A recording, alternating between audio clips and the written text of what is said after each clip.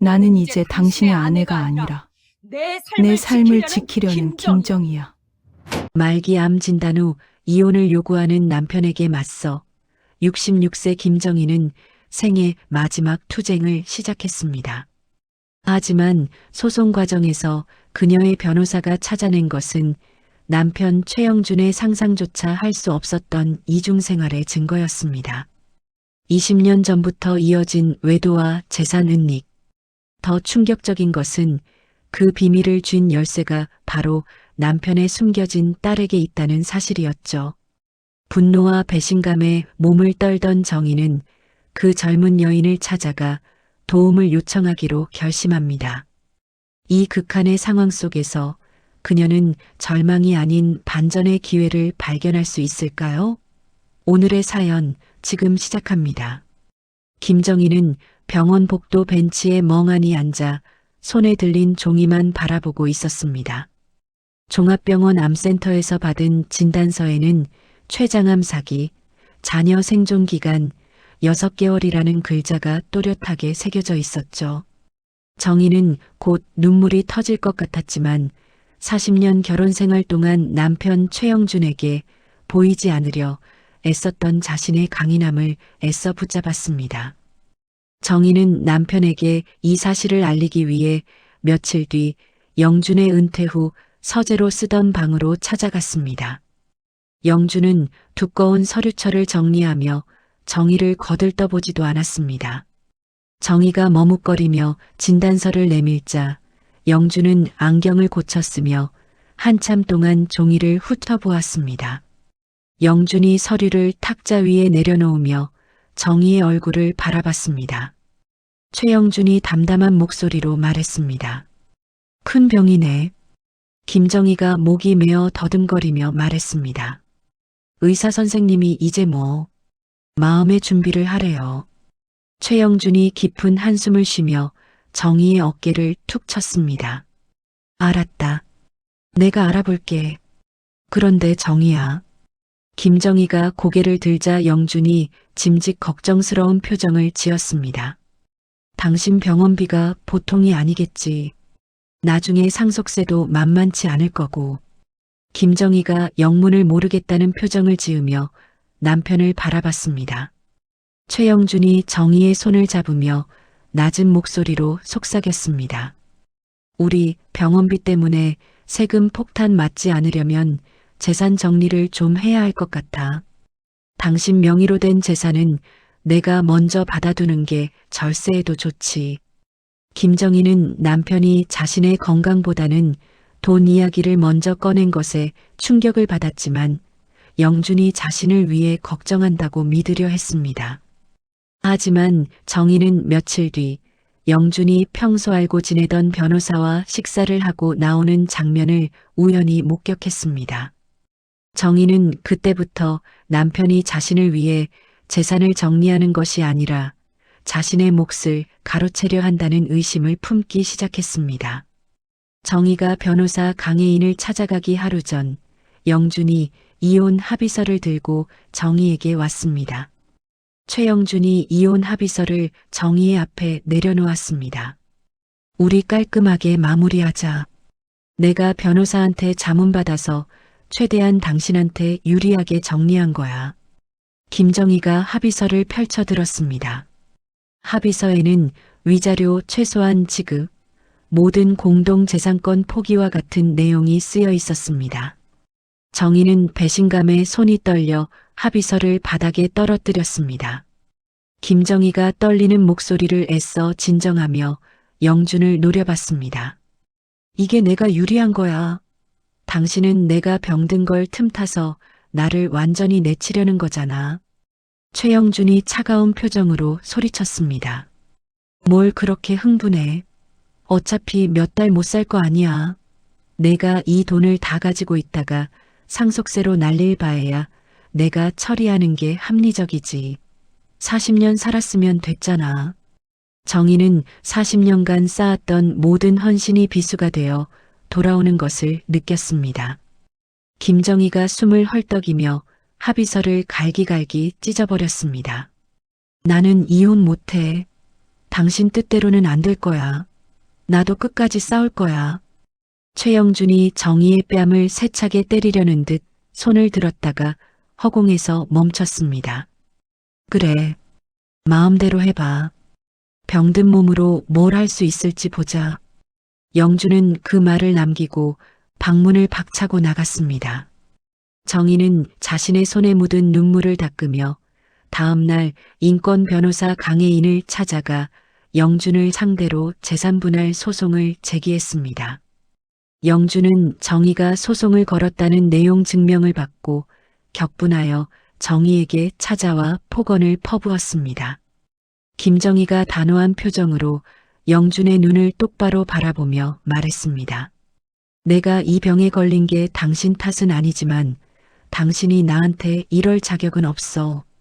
나는 이제 당신의 아내가 아니라 내 삶을 지키려는 김정희야. 영준은 정희의 낯선 결기에 잠시 주춤했지만 곧 분노에 찬 얼굴로 집을 나섰습니다. 며칠 뒤 아들 진우와 딸 혜미가 정희를 찾아왔습니다. 아들 진우가 어머니의 원룸 현관 앞에서 손에 든 소송 서류를 흔들며 정희에게 따졌습니다.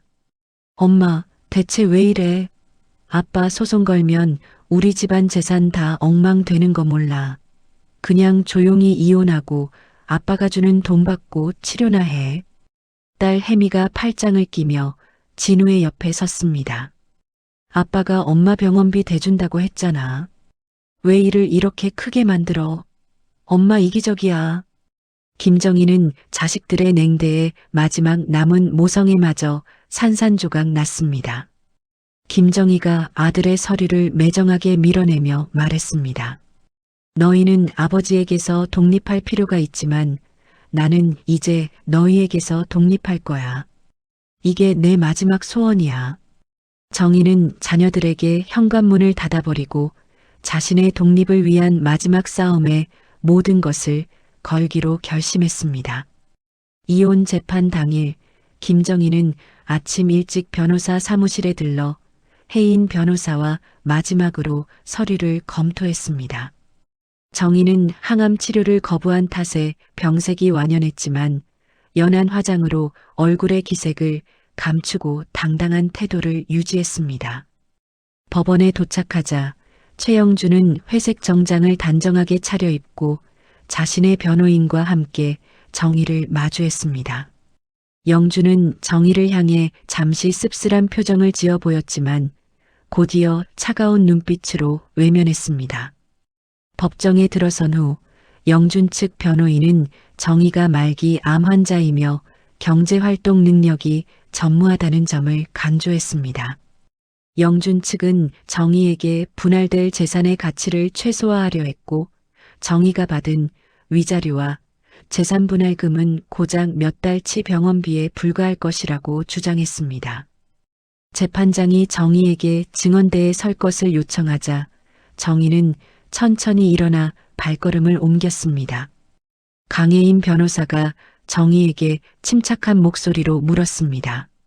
김정희 씨, 지난 40년 결혼 생활 동안 가사노동의 가치를 어떻게 생각하십니까? 김정희가 마이크를 잡고 떨리는 손을 애써 감추며 대답했습니다. 저는 40년 동안 이 집안의 CEO였습니다. 영준 씨가 밖에서 돈을 버는 동안 저는 그 돈을 지키고 가치를 올리는 일을 했습니다. 영준 씨가 누린 명예와 성공은 저의 희생과 노동의 가치입니다. 영준은 정희의 목소리가 법정 안에 울려 퍼지자 당황하여 얼굴이 순간적으로 일그러지는 것을 억지로 참았습니다. 재판 후 최영준은 법원 화장실 앞에서 정희를 가로막고 섰습니다. 최영준이 정희에게 낮게 속삭이며 말했습니다. 정희야, 소송 취하하고 돌아와. 내가 그깟 돈 다 준다고 했잖아. 내가 마지막까지 간병할게. 왜 이렇게 낯선 사람처럼 굴어? 김정희가 영준을 싸늘하게 올려다보며 대답했습니다. 당신은 내가 병든 걸 틈타서 나를 내치려 했어. 당신에게 간병받고 싶지 않아. 당신의 그 위선적인 친절은 나를 더 아프게 할 뿐이야. 정희는 영준의 행동이 오직 소송에서 유리한 위치를 점하려는 술책임을 알고 있었기에 그의 위선적인 제안을 단호하게 거부했습니다.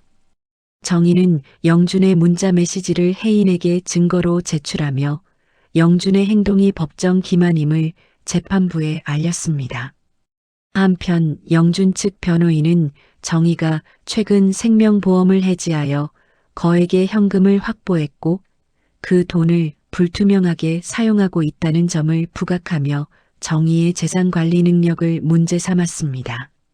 혜인 변호사는 영준이 과거에 차명으로 구매했던 지방의 임야를 재산 목록에 추가하려 했지만 복잡하게 얽힌 명의 때문에 소송에 즉시 활용할 증거를 확보하는 데 어려움을 겪고 있었습니다.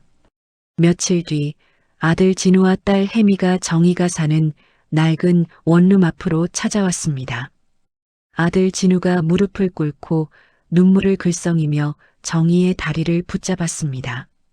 엄마, 제발 부탁이야. 아빠가 우리 회사에 자금 지원 끊는다고 협박했어. 엄마가 이 소송 취하하면 우리 다 살 수 있어. 딸 혜미가 현관문 앞에서 벽에 기대서서 정희에게 호소했습니다. 엄마, 아빠가 우리한테 손 내밀지 말라고 했어. 엄마가 소송 거는 바람에 우리 집안 사람들 얼굴도 못 들고 다녀. 엄마 너무 이기적인 거 아니야. 김정희는 자식들의 눈물에서 이기적인 계산과 물질적인 두려움만을 읽었습니다. 정희는 자식들의 요구에 흔들리지 않았습니다.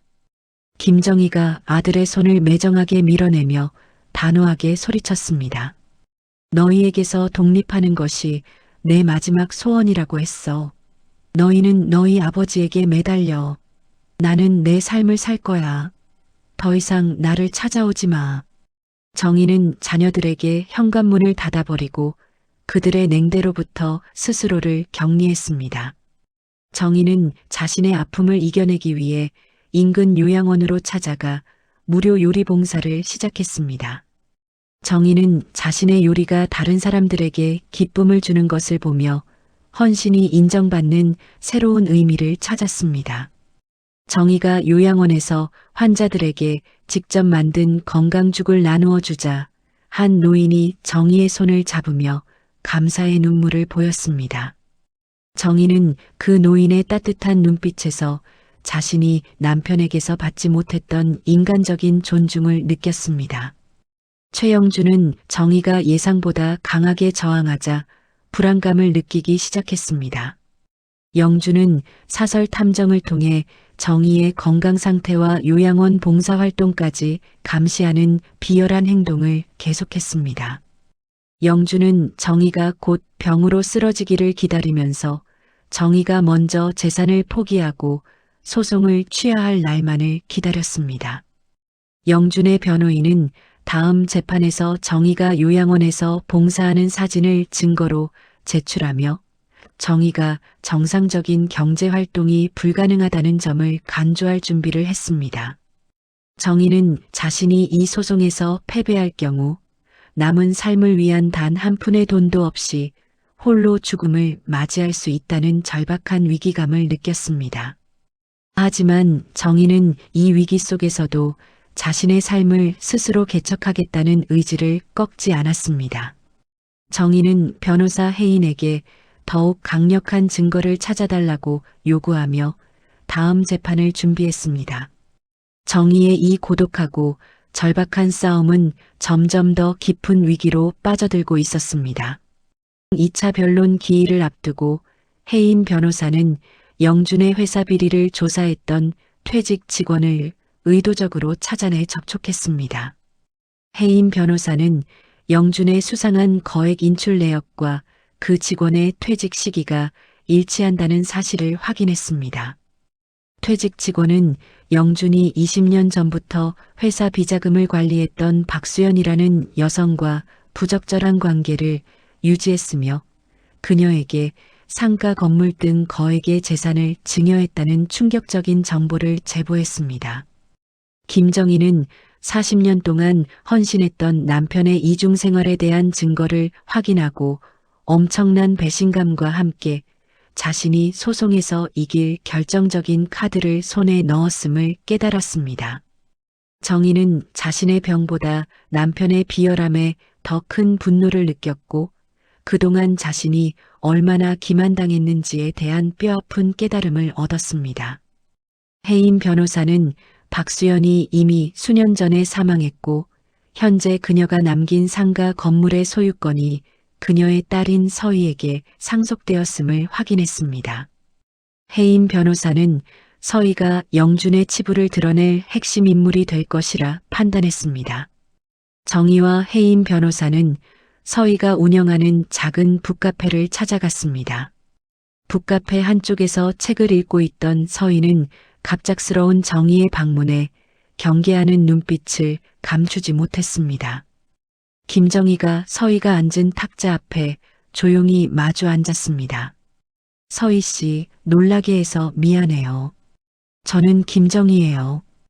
영준 씨의 아내입니다. 서희가 자리에서 벌떡 일어나며 정희를 향해 경계하는 목소리로 물었습니다. 저한테 왜 오셨어요? 저는 최영준 씨 일에 대해서 할 말 없어요.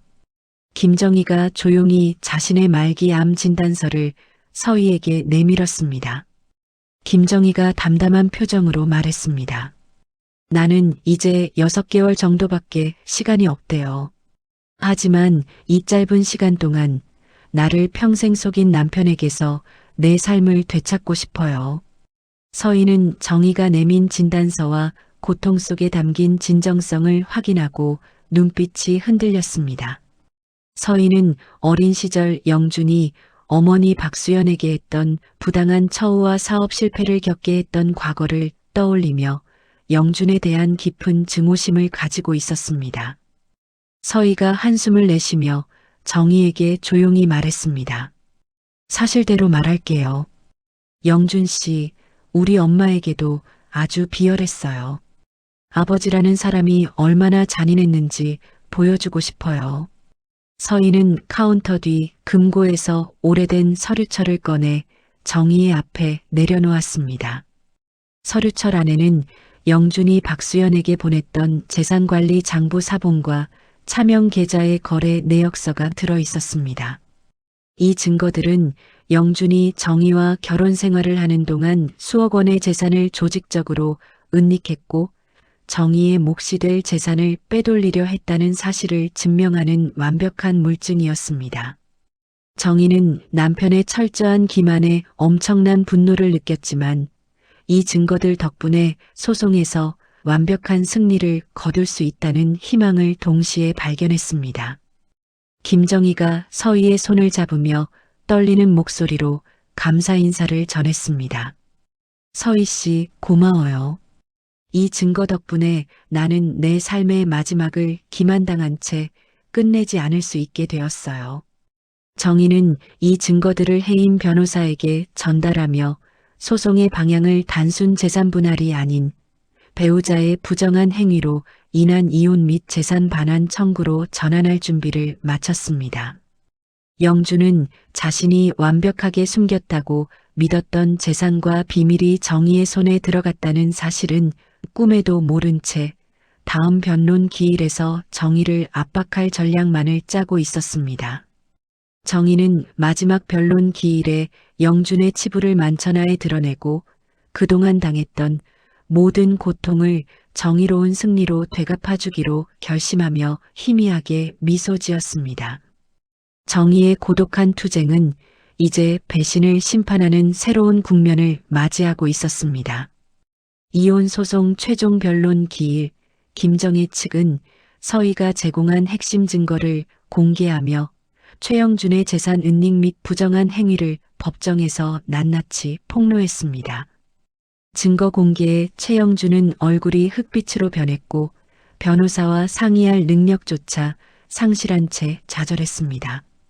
법원은 정희의 주장을 모두 받아들여 재산 분할 비율을 크게 높여 정희에게 유리하게 판결했고 정희는 40년 만에 영준으로부터 완벽한 경제적 독립을 쟁취했습니다. 정희는 승소 판결 후 법원을 나서는 영준에게 마지막으로 차가운 눈빛을 보냈고 그 순간 비로소 자유와 해방감을 느꼈습니다.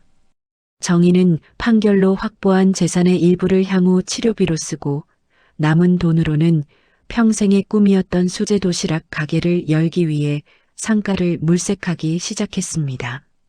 정희는 가게를 차리기 위해 찾았던 번화가 상가에서 주변 청년 상인들을 이끌고 있는 민호라는 청년을 만났습니다.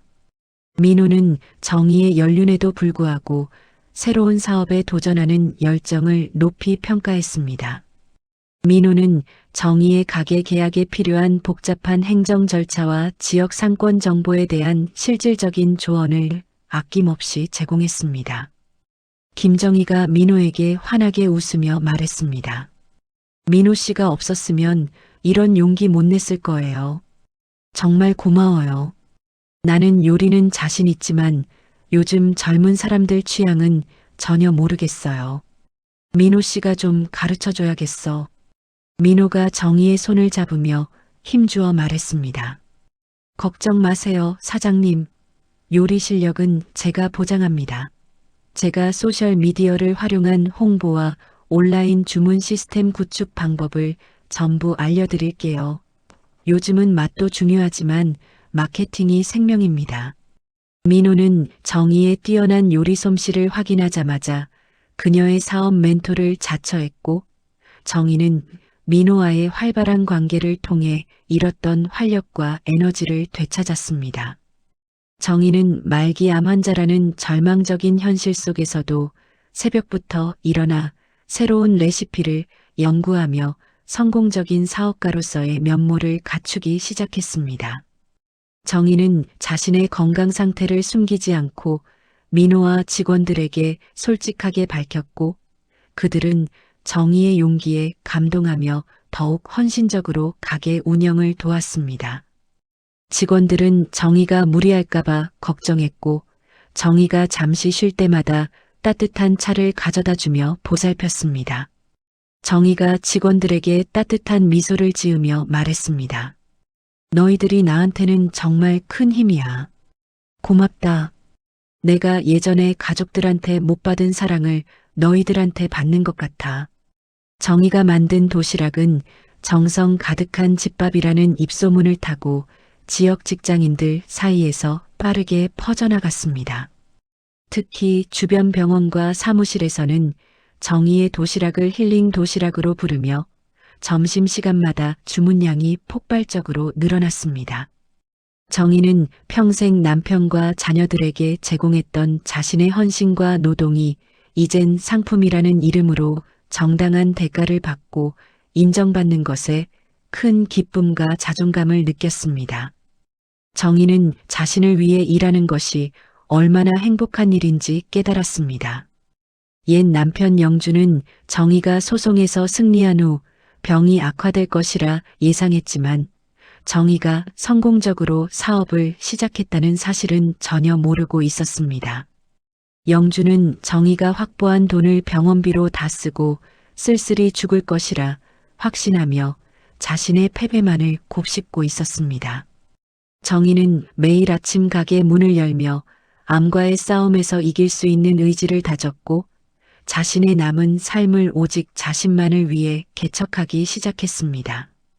정희는 이혼 후 새로운 인연과 함께 희망과 활력으로 가득 찬 새로운 삶을 살았습니다.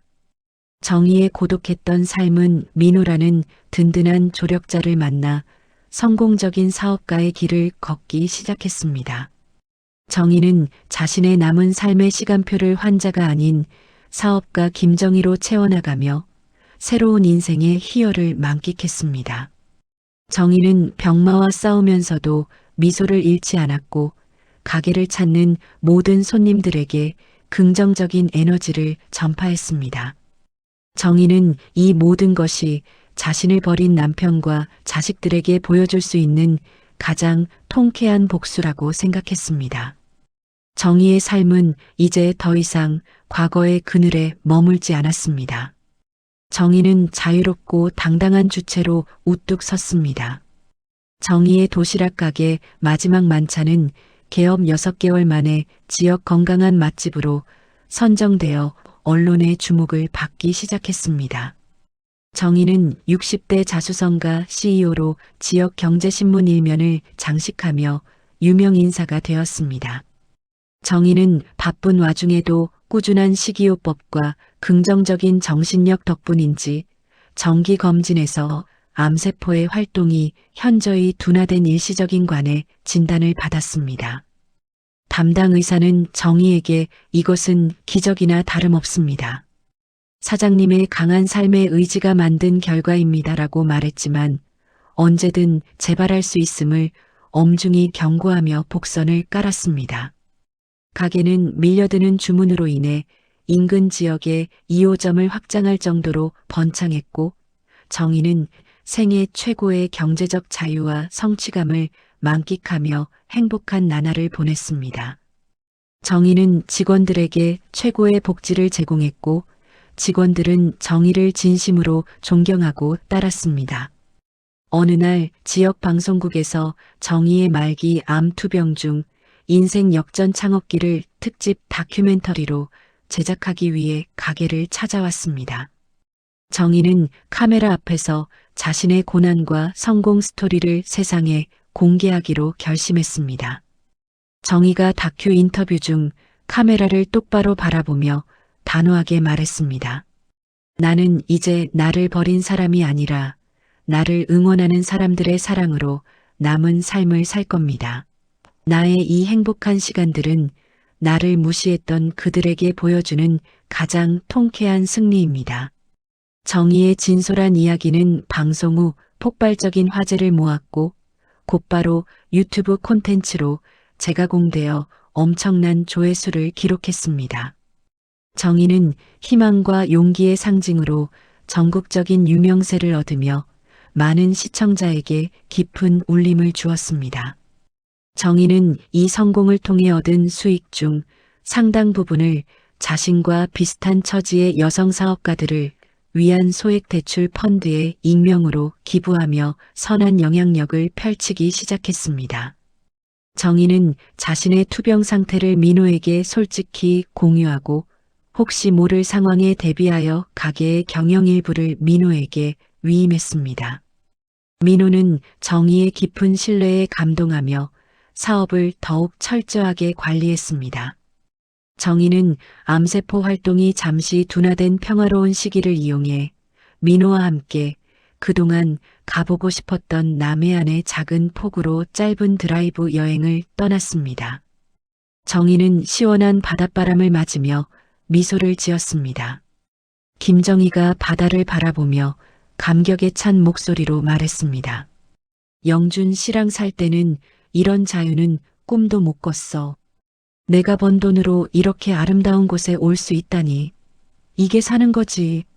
민호가 운전대에서 손을 떼고 정희에게 따뜻하게 말했습니다. 사장님은 지금 이 세상 누구보다 빛나고 계세요. 사장님이 이룬 이 모든 것이 정말 자랑스럽습니다. 정희는 민호의 진심 어린 응원에 마음속 깊이 안도감을 느꼈습니다. 정희는 이혼 후 버려진 노인이 아닌 자신의 힘으로 우뚝 선 CEO 정희로서 생애 최고의 전성기를 맞이했습니다. 정희는 이제 자신의 삶이 고통과 절망이 아닌 자유와 성취로 가득 채워져 있음을 깨달았습니다. 정희의 눈부신 성공은 시청자들에게 인생은 언제든 다시 시작될 수 있다는 메시지를 강력하게 전달했습니다. 정희는 이 짧지만 빛나는 순간을 통해 자신의 삶을 완성해 나가고 있었습니다. 정희의 성공이 전국적인 뉴스와 유튜브 콘텐츠로 보도된 직후 사업 실패로 거액의 빚을 진 아들 진우가 정희의 가게로 불쑥 찾아왔습니다. 진우는 정희가 성공한 사실에 놀라면서도 태연하게 어머니에게 사업 투자 명목의 금전적 지원을 요구했습니다.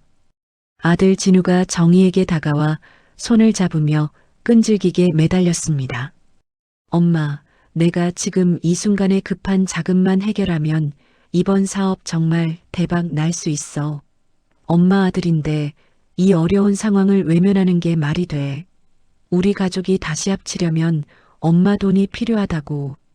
김정희는 아들의 눈에서 순수한 구원 요청이 아닌 계산된 탐욕만을 읽었고 그의 변치 않는 이기심에 깊은 실망감을 느꼈습니다. 김정희가 아들의 손을 뿌리치며 차갑게 소리쳤습니다. 내가 내 아버지한테서 벗어나려고 얼마나 힘들게 싸웠는지 알잖아. 내가 어렵게 번 돈을 내 망나니 같은 사업에 쏟아부을 순 없어. 이제 더 이상 모성애에 기대지 마. 너는 내 힘으로 살아야 해. 한편 정희가 사업으로 엄청난 부를 축적했음을 알게 된 옛 남편 영주는 자신의 재산 은닉 실패를 후회하며 재결합을 빌미로 가게 지분을 가로채려는 계략을 꾸몄습니다. 영주는 정희를 찾아와 무릎까지 꿇으며 이혼을 후회하는 척 연기했습니다. 최영준이 눈물을 글썽이며 정희에게 애원했습니다. 정희야, 내가 잘못했다. 용서해줘. 당신 없이는 못 살겠어. 병이 재발하면 내가 마지막까지 당신 간병하겠다. 다시 합치자. 내가 당신 가게도 다 관리해 줄게. 당신 혼자 두고 싶지 않아. 정희는 그들의 위선적인 태도와 끊임없는 압박으로 인해 극심한 스트레스를 받았습니다. 결국 이 스트레스는 정희의 몸에 직접적인 악영향을 미쳤습니다. 정희는 건강이 급격히 악화되어 병원을 찾았고 한동안 잠잠했던 암세포가 다시 활성화되었다는 재발 소견을 담당 의사에게 듣고 큰 충격에 빠졌습니다. 의사는 정희에게 최근 심한 정신적 스트레스가 암세포를 다시 자극했습니다. 지금부터라도 절대 안정을 취하셔야 합니다라고 경고했습니다. 정희는 절망감에 휩싸였지만 이들의 탐욕에 굴복하여 자신이 쟁취한 자유를 포기할 수는 없었습니다. 영주는 정희의 건강 악화 소식을 듣자마자 태도를 바꿔 정희의 사업이 불법 재산을 이용한 돈 세탁 결과라며 허위 사실을 언론에 제보하겠다는 협박을 시작했습니다. 최영준이 정희에게 비웃듯이 소리쳤습니다.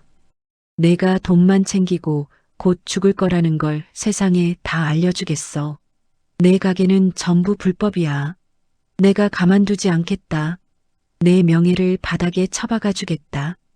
영준의 악의적인 소문은 지역 상권을 중심으로 빠르게 퍼져나갔고 정희의 가게는 매출 급감과 함께 사회적 재난과도 같은 심각한 위협에 직면했습니다.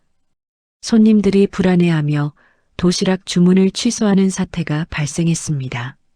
정희의 성공을 질투했던 지역 내 경쟁업체 사장들이 영준의 허위 정보를 이용해 정희의 가게에 조직적인 위생 불량 신고를 집중적으로 접수하며 영업을 방해했습니다. 정희는 암의 재발, 가족의 배신, 그리고 사업의 위협이라는 삼중고 속에서 자신의 남은 시간과 명예를 지키기 위한 마지막 고독한 전투를 시작했습니다. 정희는 이 위기를 극복하기 위해 민호에게 도움을 요청했고 민호는 영준의 비방 행위를 막기 위한 법적 대응을 신속하게 준비했습니다. 민호는 곧바로 변호사 해인을 통해 영준을 상대로 명예훼손 및 접근 금지 가처분 소송을 제기할 준비를 했습니다. 민호가 분노에 찬 목소리로 정희에게 말했습니다. 사장님, 절대 무너지시면 안 됩니다. 저런 비열한 사람한테 우리가 이룩한 것을 빼앗길 수는 없어요. 제가 모든 법적 문제 해결할 때까지 가게는 잠시 제가 관리하겠습니다. 정희는 민호의 헌신에 감동하며 힘겹게 고개를 끄덕였습니다. 정희는 자신의 마지막 의지를 시험받는 이 위기에 정면으로 맞서기로 결심했습니다. 정희는 탐욕은 절대 승리할 수 없다는 신념을 굳게 다지며 재산을 나눔으로써 모든 탐욕의 고리를 끊어낼 결단을 내렸습니다. 정희는 자신이 이룬 모든 것을 지키는 것보다 그 모든 것을 초월하여 자유를 얻는 것이 진정한 승리임을 깨달았습니다. 정희는 이 위기를 자신을 완성하는 기회로 삼기로 했습니다. 정희는 자신의 남은 삶을 위한 가장 중요한 결정을 준비하기 시작했습니다. 정희는 위기를 정면 돌파하기 위해 민호 그리고 혜인 변호사와 함께 언론사 앞에서 긴급 기자회견을 열었습니다. 정희는 기자회견장에 휠체어를 타고 등장하여 자신의 암 재발 사실과 함께 옛 남편 최영준의 협박과 재결합 사기 시도를 낱낱이 공개했습니다. 김정희가 마이크를 잡고 단호하고 힘 있는 목소리로 선언했습니다. 나는 병으로 죽을지언정 비열한 탐욕에 무너지지 않겠습니다. 저는 제 마지막 삶을 오직 정의와 나눔으로 끝맺을 것입니다. 정의의 용기 있는 공개와 단호한 대응은 대중에게 폭발적인 지지를 얻었고 영준과 자녀들에 대한 여론의 비난이 거세졌습니다. 언론은 정의를 황혼의 위대한 투사로 칭하며 응원의 물결을 보냈습니다. 정의는 이 기회를 통해 가게의 모든 재무 내역을 투명하게 공개하고 자신이 운영했던 소액 대출 펀드의 구체적인 지원 실적을 밝혀 정직하고 선한 기업가 이미지를 확고히 했습니다. 영주는 명예훼손 소송과 대중의 질타, 그리고 민호 측의 법적 압박을 견디지 못하고 도피했습니다. 최영주는 결국 정의에게 더 이상 접근하지 않고 일절 간섭하지 않겠다는 내용의 합의서를 작성하고 정의의 삶에서 완전히 퇴장했습니다. 정의는 재발에도 불구하고 더 이상 미룰 수 없다고 판단하고 자신의 가게 마지막 만찬을 민호를 포함한 청년 직원들에게 공평하게 무상 양도하는 증여 절차를 밟았습니다. 김정희가 눈물을 흘리는 민호의 어깨를 잡고 따뜻하게 말했습니다. 민호야, 이 가게는 너희들의 몫이야. 나는 이제 돈의 노예가 아니라 자유로운 영혼으로 남고 싶어. 너는 나에게 가족 이상의 존재였어. 정희는 이 증여를 통해 재산에 대한 모든 집착을 끊어내고 민호에게 자신의 뜻을 이행하는 유언집행인 및 사업 승계자로서의 법적 지위를 명확히 하는 공장 절차를 진행했습니다. 정희는 자녀들에게는 최소한의 유산만 남기고 대부분의 재산을 말기 암 환자 자활지원 재단 설립 기금으로 지정하여 과거의 가족관계를 완전히 청산했습니다. 정희는 피 한 방울 섞이지 않았지만 진정한 신뢰와 사랑으로 맺어진 민호에게 새로운 삶의 동반자이자 나의 아들로 남아달라고 부탁했고 민호는 이를 흔쾌히 받아들였습니다. 민호가 정희를 힘껏 안아주며 대답했습니다. 사장님, 아니 어머니, 제가 어머니의 뜻을 끝까지 지키겠습니다. 어머니는 제게 진정한 가족이십니다. 정희는 모든 위기를 재산의 나눔과 새로운 가족의 구축이라는 가장 아름다운 방식으로 해결하며 남은 삶을 오롯이 자신만을 위해 살 수 있는 평화로운 상태에 도달했습니다. 정희는 이로써 고난이 아닌 나눔으로 자신의 삶을 완성했습니다. 정희는 영준과 자녀들이 탐냈던 모든 것을 그들로부터 멀리 떼어놓고 진정한 자유인이 되었습니다. 정희는 마지막 투쟁에서 완벽하게 승리했습니다. 정희는 이제 더 이상 싸울 필요가 없었습니다. 정희는 사랑과 평화를 선택했습니다. 정희의 얼굴에는 오랜만에 진정한 미소가 떠올랐습니다. 정희의 남은 시간은 오직 행복만이 가득했습니다. 정희는 이 아름다운 결정을 후회하지 않았습니다. 정희는 이 위기를 돌파하기 위해 민호 그리고 혜인 변호사와 함께 언론사 앞에서 긴급 기자회견을 열기로 결정했습니다. 이날 정희는 휠체어를 탄 채 기자회견장에 들어섰습니다. 얼굴에는 병색이 뚜렷했지만 눈빛만큼은 단호한 의지로 빛나고 있었습니다. 혜인 변호사가 먼저 영준의 명예훼손 및 접근 금지 가처분 소송 제기 사실을 공식적으로 발표했습니다. 그리고 정희가 마이크를 잡았습니다. 김정희가 떨리는 손을 마이크에 대고 침착하지만 힘 있는 목소리로 선언했습니다. 저는 오늘 한 여성의 개인적인 불행을 이야기하려는 것이 아닙니다. 저는 저의 암 재발 사실과 함께 저를 병들게 하고 협박하는 옛 남편 최영준 씨의 비열한 행각을 고발하기 위해 이 자리에 섰습니다. 정의는 최영준이 재결합을 빌미로 자신의 재산을 노렸던 사실과 사업을 방해하기 위해 허위 사실을 유포했던 일들을 숨김없이 폭로했습니다. 김정희가 카메라를 똑바로 바라보며 단호하게 소리쳤습니다. 저는 병으로 죽을지언정 비열한 탐욕에 무너지지 않겠습니다. 저는 제 마지막 삶을 오직 정의와 나눔으로 끝맺을 것입니다. 정의의 용기 있는 공개와 단호한 대응은 대중에게 폭발적인 지지를 얻었고 기자들은 일제히 셔터를 누르며 정의의 말을 기록했습니다. 언론은 정의를 황혼의 위대한 투사로 칭하며 응원의 물결을 보냈고 영준과 자녀들에 대한 여론의 비난은 걷잡을 수 없이 거세졌습니다. 정의는 이 기회를 통해 가게의 모든 재무 내역을 투명하게 공개하고 자신이 운영했던 소액대출 펀드의 구체적인 지원 실적을 밝혀 정직하고 선한 기업가 이미지를 더욱 확고히 했습니다. 영주는 대중의 분노와 민호 측이 제기한 법적 소송의 압박을 견디지 못하고 결국 도피했습니다. 최영주는 해임 변호사를 통해 정의에게 더 이상 접근하지 않고 일절 간섭하지 않겠다는 내용의 합의서를 작성하고 정의의 삶에서 완전히 퇴장했습니다. 정의는 모든 법적 문제가 해결된 후 재발에도 불구하고 더 이상 미룰 수 없다고 판단하고 인생의 가장 큰 결단을 내렸습니다. 정의는 민호를 포함한 청년 직원들을 가게로 불렀습니다. 김정희가 직원들에게 따뜻한 미소를 지으며 말했습니다.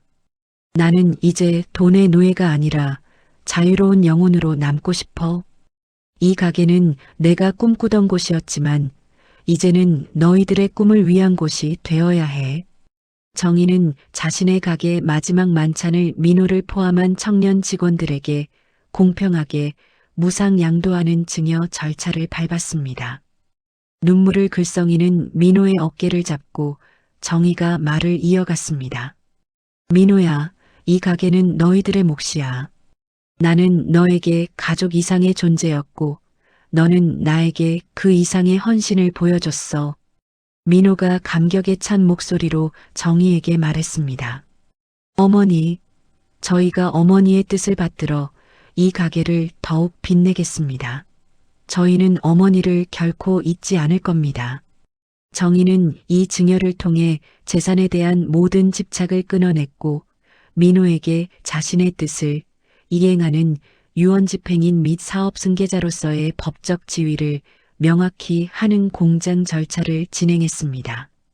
정의는 자녀들에게는 최소한의 유산만 남기고 재산의 대부분을 말기 암 환자 자활지원 재단 설립 기금으로 지정하여 과거의 가족관계를 완전히 청산했습니다. 김정희가 민호에게 마지막으로 진심을 담아 부탁했습니다. 민호야, 너는 나에게 새로운 삶의 동반자이자 나의 아들이야. 내 마지막 가는 길까지 내 곁에 있어주렴. 민호는 정의를 힘껏 안아주며 대답했습니다. 어머니, 제가 어머니의 뜻을 끝까지 지키겠습니다. 어머니는 제게 진정한 가족이십니다. 정의는 모든 위기를 재산의 나눔과 새로운 가족의 구축이라는 가장 아름다운 방식으로 해결하며 남은 삶을 오롯이 자신만을 위해 살 수 있는 평화로운 상태에 도달했습니다. 정의는 이로써 고난이 아닌 나눔으로 자신의 삶을 완성했습니다.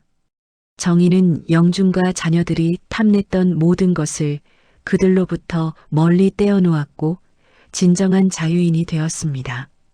정의의 얼굴에는 오랜만에 진정한 미소가 떠올랐습니다. 정의는 이제 더 이상 싸울 필요가 없었습니다. 정의는 사랑과 평화를 선택했습니다. 정의의 남은 시간은 오직 행복만이 가득했습니다. 정의는 이 아름다운 결정을 후회하지 않았습니다. 정희는 민호의 헌신적인 간병과 새로운 삶의 만족 덕분에 암세포의 활동이 현저히 느려지는 기적과 같은 상태를 유지했습니다. 정희의 생존 기간은 의사의 예상을 훨씬 뛰어넘었고 그녀는 남은 시간을 자유로운 여행으로 채우기로 결정했습니다.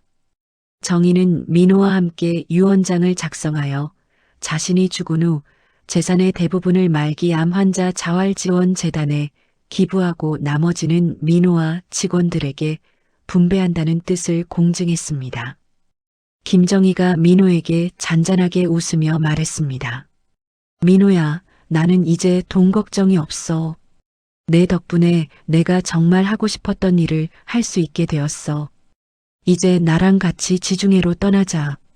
거기 바다가 정말 아름답대. 민호가 정희의 손을 부드럽게 감싸주었습니다. 네, 어머니. 제가 안전하게 모시고 다녀오겠습니다. 어머니가 원하는 곳이라면 어디든 함께 갈 거예요. 제가 그동안 모은 돈으로 어머니 최고의 여행을 시켜드릴게요. 정희는 민호와 함께 그동안 꿈꿔왔던 지중해 연안의 작은 마을들을 여행하며 자유를 만끽했습니다. 정희는 여행지에서 만난 사람들에게 자신의 요리를 나누어 주며 삶의 마지막 기쁨을 누렸고 평생 억눌렸던 자신의 존재를 마음껏 펼쳤습니다. 정희는 여행 내내 자신의 헌신이 탐욕이 아닌 사랑으로 돌아오는 경험을 했습니다. 한편 그 시각 옛 남편 최영준과 자녀들은 정희의 성공과 나눔에 대한 언론 보도를 보며 자신들의 이기심이 얼마나 큰 것을 잃게 했는지 뒤늦게 후회하며 고통받았습니다. 영주는 정희의 죽음이 임박했다는 소식을 듣자마자 상속권을 주장하려 법원에 소송을 제기하는 마지막 발악을 했습니다. 하지만 정희가 치밀하게 준비한 유언장, 이혼 기록, 재산 기부 내역 앞에서 영준의 탐욕은 완전히 좌절되었습니다. 법원은 정희의 생전 의지를 존중하여 영준의 청구를 기각했습니다. 영준은 법정에서 자신의 과거 부정행위가 다시 한번 공개되며 공개적인 망신을 당했고 사회적으로 고립되었습니다. 영준과 자녀들은 정희의 나눔과 성공으로 인해 사회적으로 고립되었고 결국 정희의 삶에 더 이상 간섭할 수 없게 되었습니다. 여행을 마친 정희는 자신이 기금을 마련해 설립한 호스피스 센터 자유의 집에 입소했습니다. 정희는 이곳에서 평화롭고 존엄한 방식으로 마지막 순간을 준비했습니다. 호스피스 병동에는 정희의 가게 직원들과 도움을 받은 사람들이 매일 찾아와 그녀에게 감사 인사를 전했습니다.